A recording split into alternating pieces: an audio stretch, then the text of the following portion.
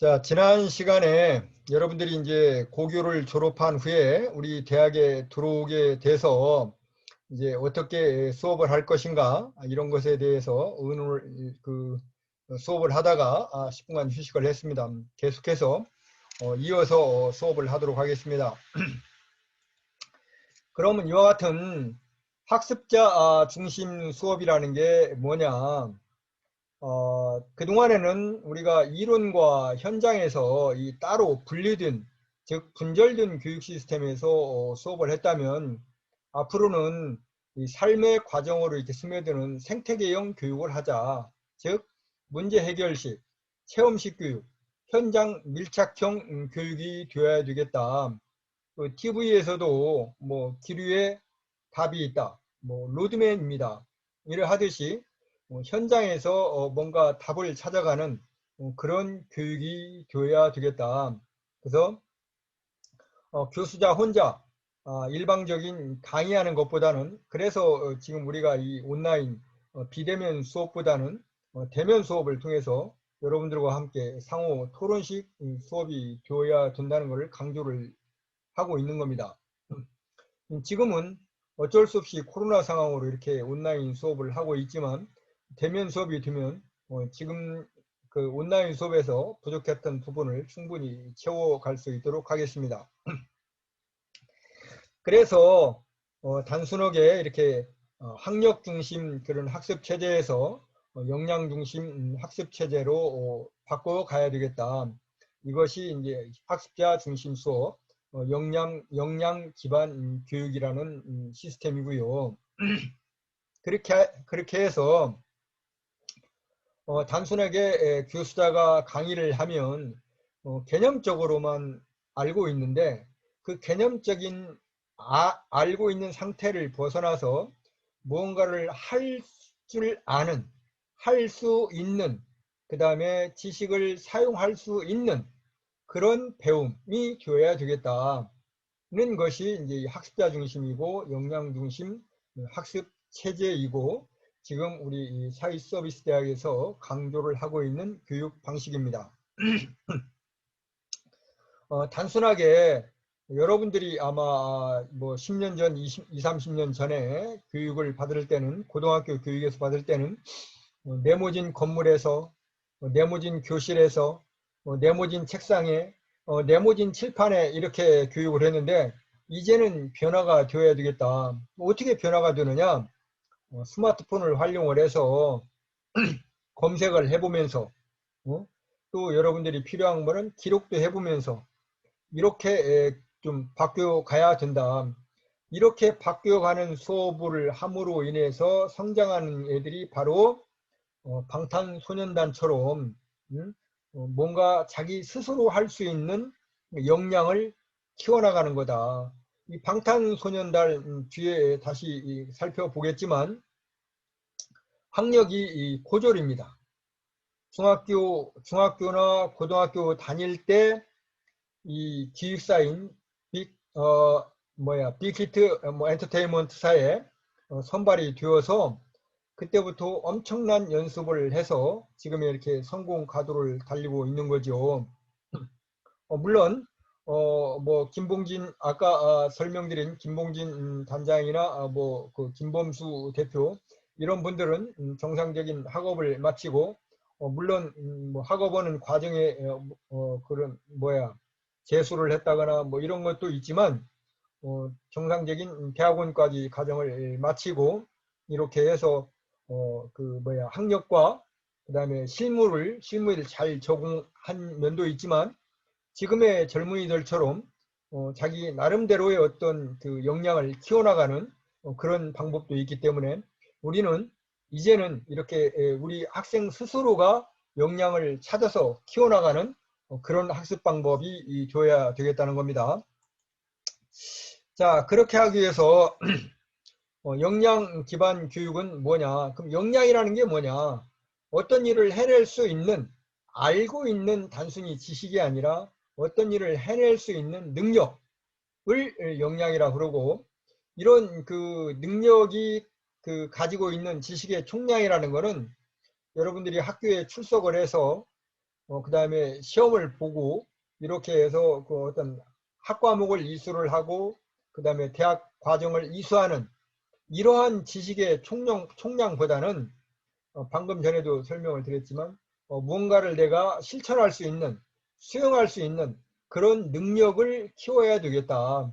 그렇게 하기 위해서는 어떻게 해야 되느냐? 단순히 뭐 교수들이 여러분들에게 설명을 하기 위해서 여러 다양한 그 교재나 뭐 사유 현상을 보고 그거를 압축된 정제된 지식으로 여러분들에게 전달하는 그러한 교수 방법 이러한 방법이 아니고 또 여러분들이 이제 그동안에 뭡니까 그 인생을 뭐 50년 60년 이렇게 살아오면서 여러 도전과 실패했던 그런 경험 이런 경륜들에 대해서 인정을 하고 그런 거를 이렇게 뒤돌아보면서 다시 재도전을 할 수 있는 기회를 갖도록 만들어주는 것. 그것이 역량 기반 교육이고요. 이렇게 그 역량 기반 교육, 즉 학습자 중심의 어떤 그런 과정과 맥락을 강조하는 수업이 바로 뭐냐? 학습자 중심 수업이면서 역량 기반 교육이라는 겁니다. 그래서 저는 아무튼 대면 수업이 되면 가급적이면 또 이 온라인 수업 중에서도 여러분들이 최대한 여러분들의 경험과 경륜 이런 거를 끌어낼 수 있도록 과제물도 적절하게 부여를 해서 여러분과 소통하는 또 만약에 안 되면 제 연구실에 여러분들이 찾아오면 여러분과 함께 토의할 수 있는 그런 시간을 만들어 가면서 이렇게 역량 기반 교육이 될 수 있는 그런 과정을 조금이라도 더 여러분과 함께 하도록 하겠습니다. 자, 그러면 우리 그 교재는 물론 제가 대부분 이렇게 PPT로 교육을 하겠지만 여러분들이 혹시 교재가 필요하다면 저는 제가 다양한 교재를 살펴본 결과 지금 이 시대에 여러분들에게 맞는 교재는 4차 산업과 그리고 창업 이 교재는 여러분들 단체 카톡방에 나중에 만들어서 제가 교재를 사진을 찍어서 올리도록 하겠습니다. 출판사는 양성원에서 저자는 금진호 유에 이명이 공조를 했고 여러분들이 지금 당장 뭐 교재를 구입하시고 싶은 분은 031-936-3861로 전화를 해보시면 될 거고요. 제가 뭐 이 책을 팔아먹는 그런 거는 아니기 때문에 이 교재를 여러분들에게 소개를 하고 구입하는 여부는 여러분들이 선택하시면 되겠습니다. 그 다음에 이제 수업 진행하는 방법은 지난 시간에도 설명을 드렸지만 1교시에는 지정된 범위 제가 이거는 사전에 이제 2주차 3주차가 되면 다음 주차에는 어떤 수업을 하겠습니다 하고 이렇게 범위를 미리 통보를 합니다. 그러면 그 지정된 범위에 대해서 교수가 강의를 먼저 하고 2교시에는 이 내용에 대해서 제가 보완 설명을 한 뒤에 일부 이렇게 조편성을 해가지고 조별 토의를 하고 3교시에는 조별로 발표를 하면서 교수자가 강평을 통해서 결론을 짓는 그래서 토의 및 발표 자료를 과제물 점수로 해서 여러분들에게 나중에 성적에 반영하도록 하겠습니다. 평가는 출석을 10%를 반영하도록 한 것은 학교의 지침이고요.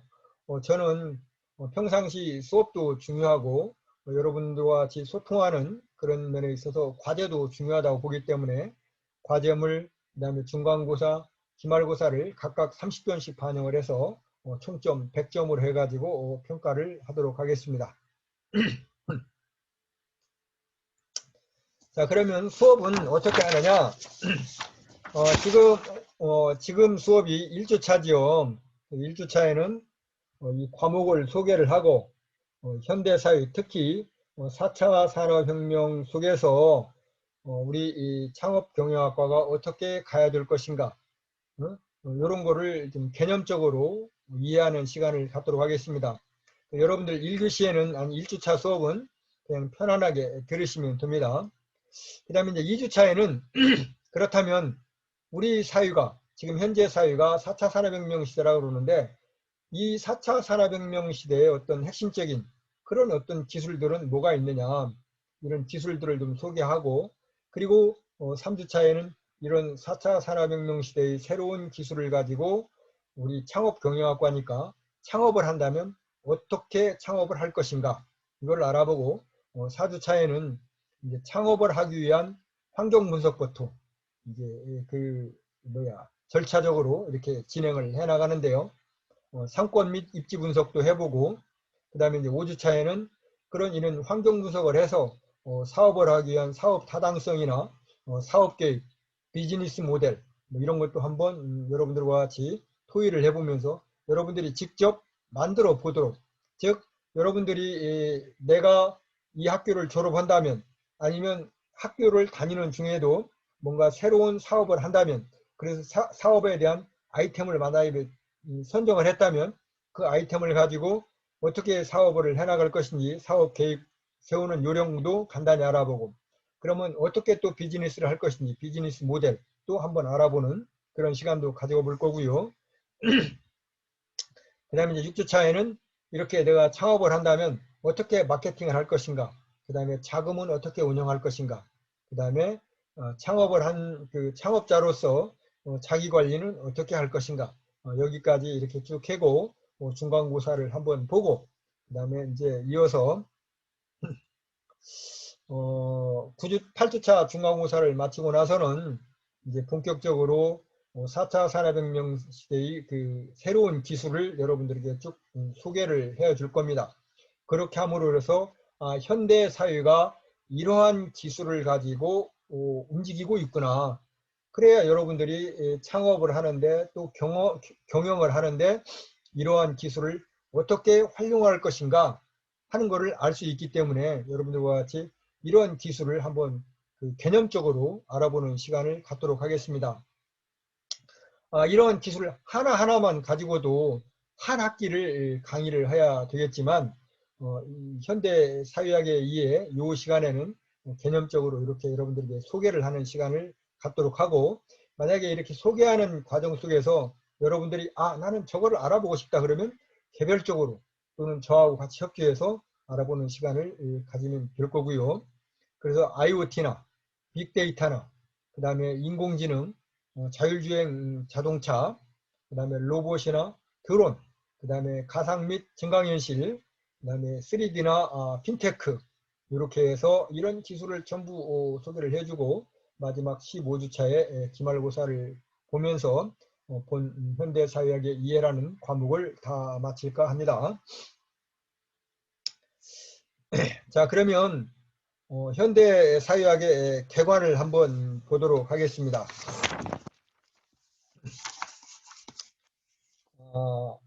첫 시간에 제가 여러분들에게 지구의 형성으로부터 현대 사회까지를 한번 쭉 알아보는 시간을 갖는다고 그랬는데, 바로 이 한 장의 슬라이드로 참 이 46억 년 된 지구를 한 장의 슬라이드로 한번 전체적으로 한번 알아보겠습니다. 물론 여러분들 중에 기독교 신자분도 계시리라고 믿어요. 그래서 뭐 창조론하고 뭐 질환론하고 뭐 그런 거를 떠나서 학문적으로 보편적으로 이렇게 타당한 그런 내용을 가지고 여러분들에게 설명을 드릴 거니까 이게 뭐 종교적으로는 제가 어떤 그 한 종교에 치우치거나 뭐 그러지는 않을 거니까 그런 오해는 없기를 바랍니다. 그 다음에 여기 나오는 사진이나 이런 자료들은 일부 그 구글에서 이미지 자료를 활용을 했습니다. 그 최근에 보면 이제 뭐 장관들 장관 취임하기 전에 그, 논문 표절이랄지 뭐 이런 거를 많이 심사를 하는데 저작권 보호 측면에서 설명을 드리는 거고, 저는 이런 자료를 공공성이나 공적 자료로만 이렇게 활용을 할 거를 설명을 드리고요. 자, 그러면 한번 보겠습니다. 지구는 약 뭐 46억 년 전에 이렇게 지구가 형성이 됐다고 그러죠. 그리고 새로운 인류는, 아니 그 인류는 언제 나왔느냐? 뭐 대체적으로 한 뭐 10억 년 전에 인류가 나와서 뭐 원시 인류는 그 현생 인류, 원시 인류는 뭐 아무튼 인류의 조상은 10억 년 전에 나왔는데 그것이 원시 인류가 되기까지는 400만 년 전이 되었고 현생 인류는 뭐 4만 년 전에 나왔다고 합니다. 그래 아무튼 현생률 지나서 우리 현대 사회까지 오기에는 산업혁명 이후로부터를 이제 현대 사회라고 하면 맞을 것 같습니다. 그래서 산업혁명 이후의 어떤 사회를 저는 구체적으로 여러분들과 같이 한번 살펴볼 거고요. 자, 그럼 현대 사회의 아버지상을 한번 제가 찾아봤는데요. 참 멋진 사진이 있어서 하나를 가지고 왔습니다. 여러분들도 지금 대부분 뭐 아버지들이 되어 있고 또 일부는 뭐 어머니가 되어 있고 또 아직은 결혼 안 해서 미혼인 사람도 있겠지만 지금의 아버지가 참 저렇게 자녀들을 키우고 있는 것이 맞는가? 맞고 안 맞고를 떠나서 지금 현대 사회에서는 부모가 어린 자녀들을 키울 때는 저렇게 키우고 그 다음에 이제 그러면 지금 현대 사회의 환경은 어떠느냐? 환경은 자연환경과 생활환경으로 나누고 생활환경은 사회적 환경과 물리적 환경으로 나누는데 이 사회환경은 지금 방금 설명드린 아버지와 자녀 저 왼쪽 사진과 같고 물리적 환경은 오른쪽 사진 고래가 아니 물고기가 하도 많은 그 뭐라 그럴까 바다에 해양 쓰레기가 많이 오다 보니까 이렇게 우산을 받고 있는 참 웃지 못할 사진이 있습니다. 그리고 여러분들도 그 뉴스에서 많이 접했겠지만 죽은 고래의 위장 속에서 플라스틱이 엄청나게 나왔죠. 그 다음에 이제 거북이의 콧구멍이 그 뭐 빨대가 달린 그런 사진도 봤고요. 그래서 이렇게 환경 오염도 되어 있습니다. 그런 이러한 사회적인 환경과 물리적인 환경 속에서 지금 이거를 현대 사회라고 그러는데 이런 현대 사회 속에서 우리는 또 어떻게 살아가야 되는가? 그런 거를 이제 우리 지금 현대 사회학 시간에 한번 살펴보는 겁니다. 자, 그럼 다른 사진을 한번 더 보지요. 잠시 전 그 슬라이드에는 아버지와 자녀를 봤는데 이제는 어머니와 자녀를 한번 보겠습니다. 우리 클 때만 해도 주로 이제 아빠들은 밖에 가서 이제 직장 생활을 하고 하다 보니까 어머니들 위주로 이제 자녀 교육이 저렇게 되었죠. 그래서 어린애들은 운동을 하고 싶은데 엄마들은 공부를 하라고 저렇게 운동하고 있는 애를 귀를 잡아서 끌고 왔을 때가 옛날이고 지금은 밖에 나가서 친구들하고 같이 놀아야 되는데 놀지는 않고 뭐 합니까? 저 꼬마의 손에 들려있는 것이 스마트폰입니다. 스마트폰만 가지고 혼자 놀고 있죠. 그만큼 개인주의화 되고 있고 개인화 되고 있습니다. 그러니까 엄마가 이제 밖에 나가서 놀아라 친구들하고 이렇게 세대 차이가 많이 나는 사진이죠. 어쨌든 지금의 사회는 저렇게 꼬마들이 어린이들이 이제 성인도 할 거 없이 누구나가 다 이 스마트폰에 뭐라고 그럴까 하나에 묶여 있는 이런 현상이 되어 있죠. 그래서 이제 가운데 사진 저렇게 우리는 이미 스마트폰에 어떤 그 뭐라 그럴까 아무튼 구속되어 있다고 그럴까 그 하루에 스마트폰을 몇 번을 보느냐 이 평균을 내보니까 대체로 뭐 297번인가 이렇게 스마트폰을 열어본다고 합니다. 여러분들도 그렇게 열어보는지는 잘 모르겠는데 저도 무의식 중에 뭐 틈틈이 스마트폰을 열어보면서 뭐 시간도 체크해보고 그다음에 뭐 자료 검색도 해보고 그다음에 친구들과 뭐 SNS 뭐 대화방 뭐 확인도 해보고 뭐 다양한 거를 스마트폰을 가지고 하고 있지 않습니까? 그다음에 이제 이런 사회 속에서 그러면 현대 사회는 또 다른 측면이 뭐냐면 누구나가 이렇게 지켜보는 사회로 되어 있죠. CCTV로 보고 그다음에 위치 추적 당하고 카드 사용하면 거기에 따라 또 위치가 결정이 되고 그 나의 일거수일투족이 다 누군가가 저렇게 지켜보는 사회가 되어 있습니다. 자, 이런 사회가 되어 있는데 이런 사회 속에서 우리 창업경영학과 학생들, 우리 사회서비스대학에 입학하신 학생들은 앞으로 어떤 창업을 할 것인가, 그 다음에 어떻게 경영할 것인가, 이제 투명 사회가 되어야 되겠죠. 그런 거를 여기서 나타내는 그림, 사진이 아닌가, 저는 이렇게 생각을 합니다. 그런데 이런 사회 속에서 우리가 스스로 어떤 길을 찾아나가야 될 것인가를 한번 찾아봐야 되겠죠. 자, 사진을 하나 더 볼까요? 자, 현대사회는 대부분 여러분들이 가정을 나가면 바로 이제 차량으로 움직이게 됩니다. 물론 이제 운동을 하기 위해서 뭐 산책을 간달지 자전거를 탄달지 뭐 이런 경우도 있지만, 그래서 앞으로 이제 차량을 저렇게 많이 이용하는데, 이제 차량 속에 전부 뭐가 있다? GPS가 있고 뭐 블랙박스가 있고, 그다음에 또 하나는 엄청나게 다양한 이제 뭐가 있습니까? 카메라가 있습니다. 저 카메라는 왜 있냐면 이제 자율주행차를 움직여야 되잖아요. 그러니까 앞으로 자율주행차가 되면 엄청나게 많은 카메라가 움직일 겁니다. 저런 카메라 속에 찍히고 찍는 그런 과정이 다 들어있기 때문에 길거리에서는 언제 어디서 누가 나를 어떻게 찍는지를 모르는 거죠. 그래서 이렇게 찍히는 그런 과정 속에 엄청나게 많은 데이터가 찍히는 겁니다. 즉, 저 차량 속에는 사물 인터넷이 작동을 하고 있는 거죠. 저런 사물 인터넷이 작동을 하다 보면 엄청나게 많은 데이터가 쌓이는 거고요.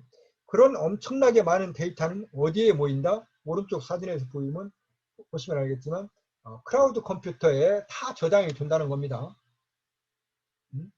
그래서 지금은 이제는 나의 일거수일투족이 사물 인터넷이나 어떤 다양한 그런 감시 카메라 이런 거에 의해서 체크가 다 되고, 그런 체크된 것들이 그 빅데이터가 되어서 그 클라우드 컴퓨터에 저장이 되어서, 그 클라우드 컴퓨터는 어떻게 합니까? 또 그 안에 있는 자료를, 빅데이터들을 모아서 분석을 하게 되겠죠. 그래가지고 여러분들이 가지고 있는 스마트폰이나 모바일 기기로 전부 다 전송을 하는 이런 시스템이 현대 사회가 되는 겁니다.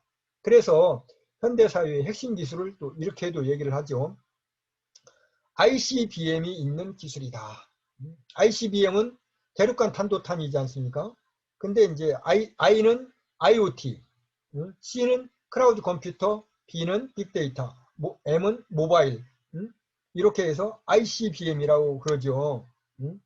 근데 우리는 이만큼 투명한 사회, 언제 어디서 내가 어떻게 찍히는지 모르는, 그 다음에 무엇인지 필요하면 검색을 해서 찾아볼 수 있는 그런 사회가 되고 있는 겁니다. 이런 사회 속에서는 나 혼자 사는 것보다는 같이 살아야 되겠죠. 그래서 여러분들이 지금 첫 시간임에도 불구하고 여러분 개인 소개를 못했는데, 앞으로 이렇게 개인 소개할 수 있는 시간을 갖고 여러분들도 여러분들을 자신을 최대한 홍보를 하시고, 상대방이 홍보하는 자료를 잘 모아놨다가 내가 어떤 상대방과 무엇을 협조할 것인가를 필요할 때 자료로 참고를 하시면 좋습니다. 물론 이러한 공개되는 자료들은 꼭 필요한 경우에만 사용을 하셔야지, 잘못 사용하시면 개인정보에 저촉이 되기 때문에 조심하셔야 되겠습니다. 자, 그러면 이제 앞으로 여러분들은 이제 대학 생활을 어떻게 할 것이냐. 제가 여러분들 그 입학 안내를 할 때 여러분들이 많이 묻는 그런 몇 가지 사항을 가지고 설명을 다시 한번 드리도록 하겠습니다. 일단 대학에 들어왔으니까 공부를 하셔야 되겠죠. 공부를 하려면 이제 학점 관리를 해야 됩니다. 그래서 전공과 교양이 있는데 우리 학교는 다전공을 운영하고 있습니다.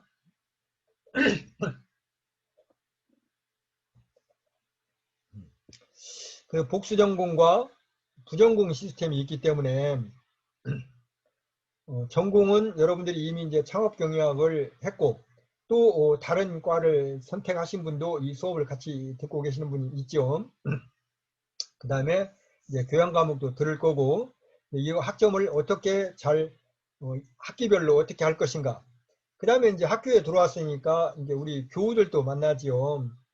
뭐 보편적으로 젊은이들이 고등학교를 마치고 대학을 간다면 또래 20대들이 다 균등한 거의 균일하게 20대들이겠지만 우리 학교는 30대로부터 60대까지 다양한 이렇게 그 인원들이 있으니까 여기에 적절하게 여러분들이 인맥을 잘 관리를 하신다면 아주 좋은 인맥이 되겠지요. 엄청난 그런 자원들이 다 있을 겁니다.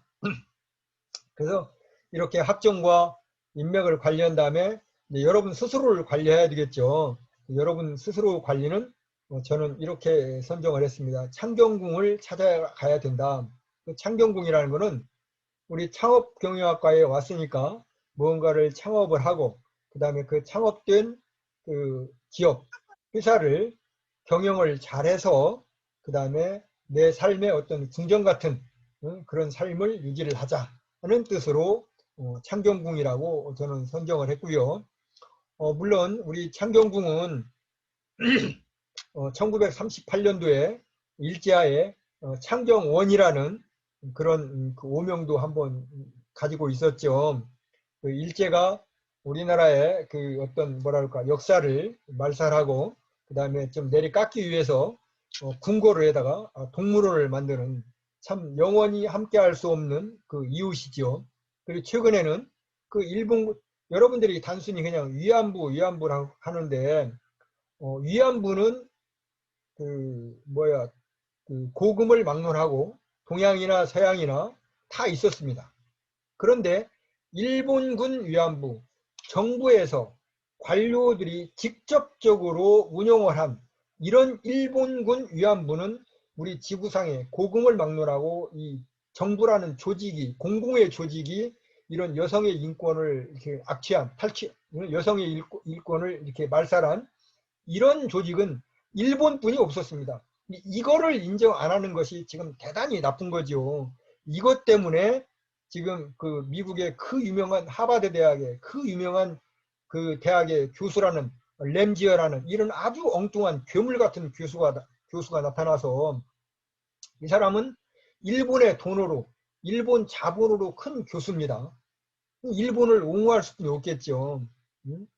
이런 학자도 있다는 거죠. 그래서 지금 최근에는 제가 엊그저께 뉴스를 다시 보니까 램지어 교수 저 자체도 실수했다 이렇게 인정을 한다고 그럽니다.